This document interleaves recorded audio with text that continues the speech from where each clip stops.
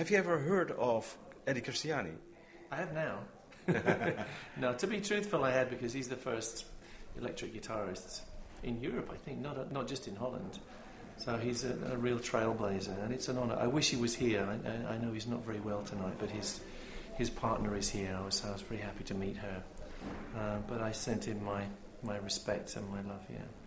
And when you heard of his name, did you Google or YouTube some of his songs? In the beginning, but it was a while ago, yeah, a few months ago. I'm still trying to get over the fact that Jan Akkerman is here, who's a real, totally a hero of mine. I'm really looking forward to seeing him play. Mm-hmm. There's some people in life that you, no matter how old you are, you feel nervous if you meet someone. He's one of those. He's a real, a role model. And did you try some licks when you were young, listening to Jan Akkerman?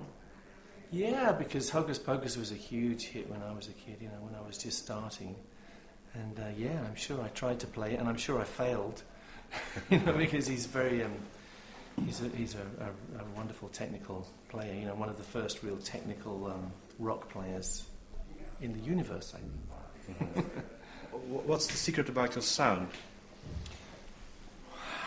Well, the sound. Yeah. The sound is very important, I think, because the guitar is like a voice, really. The kind of guitar that we play, sort of post Eric Clapton, post Jimi Hendrix, if you like. The guitar really speaks, and that's what the electric guitar does. It's sort of monophonic, but in the same way as a voice is. You're playing one note at a time, and it's very important what the sound of that note is, because if it's harsh or if it's dull, people don't want to listen. It's just like me speaking to you. If you can't hear, if I, so the tone has to be beautiful, or else why bother?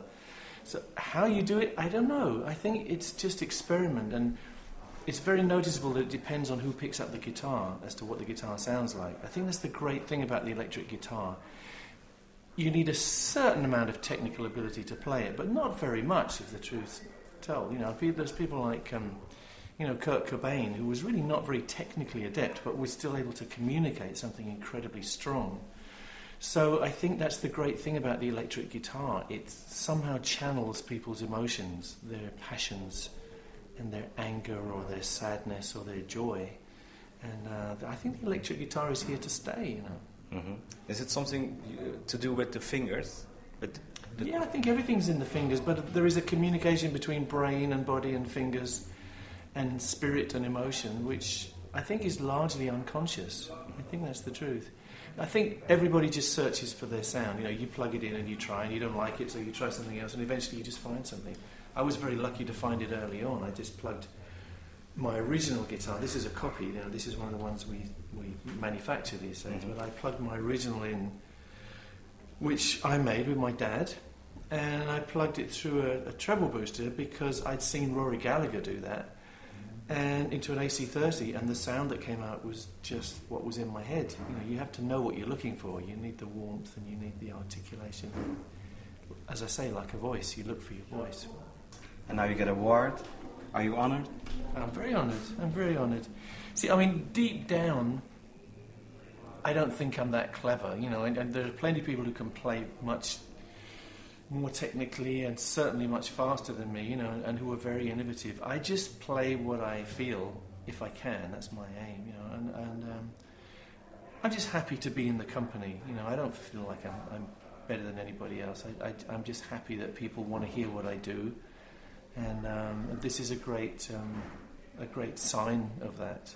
People have been very kind to me today, saying that they listened to me and they were influenced by me, and in the same way as I was influenced by my heroes. So it's a nice river to be part of.